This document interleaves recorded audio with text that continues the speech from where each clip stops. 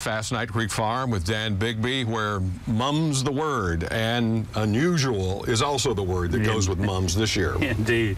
This has been a very strange year. We're just now finding mums showing color. It has been an odd year all over the southern part of the state as far as the early varieties of mums showing any color at all. Usually by the first week of September, maybe the 7th, you're seeing a lot of color, and there was just none available this year. So finally we found a good load, lots of colors, lots of varieties, and we're grateful for the cooler weather because that seems to speed them up some too.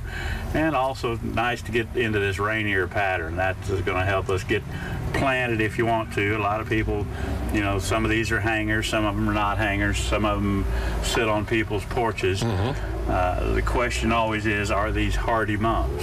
And the answer is yes, they are in certain conditions. Okay. If you leave them hanging on your front porch and it gets 20 degrees, then they're not hardy anymore. They're just dead. But even the ones that you plant, if you want them to live through the winter, you want to go ahead and plant them fairly soon so they'll establish a root system going into the fall. And then depending on the severity of the winter, we're going to need some protection straw or some wood chips, 6-8 inches. And one of the things that seems to work real well for us, but one of the things that happens is if you put that much mulch on them to keep them through the winter, sometimes they have a hard time emerging in the springtime.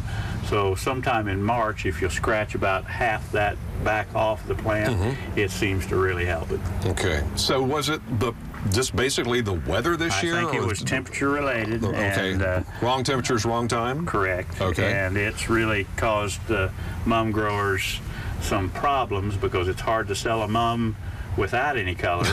And now the early, mid, and late season mums are all showing color at the same time. So I think there might be several come on the market right away, and who knows what that will do to the supply chain. Okay, so is that telling me that maybe through October I can find mums? I would say definitely, unless we get a really hard freeze late in October.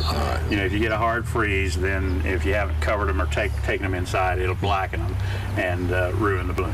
I want to talk about the other flowers you have, Dan, that are really eye-popping fall colors. What are those? So we have a lot of fun with celosia, some of the ornamental hot peppers, rudbeckia, and the nice thing about those things is they will show color on a regular basis way earlier than most mums. So if you have a spot in your yard that's rough looking and you want to get some instant color, that's sure a way to do it, and it's a surefire thing, whereas the mums are hit and miss. Okay, and now as far as like replanting mums or planting mums so you'll have them the next year, can you also do with those varieties? No, they're annuals, and it's a one and done. They do self-seed somewhat, but not near like the cut celosia that we have. It's much more dependable than these potted varieties, and I think they actually bred them to have very little seed so they could sell cuttings every year. Okay, I get that. And coxcomb, different colors too. Lots of different colors of coxcomb.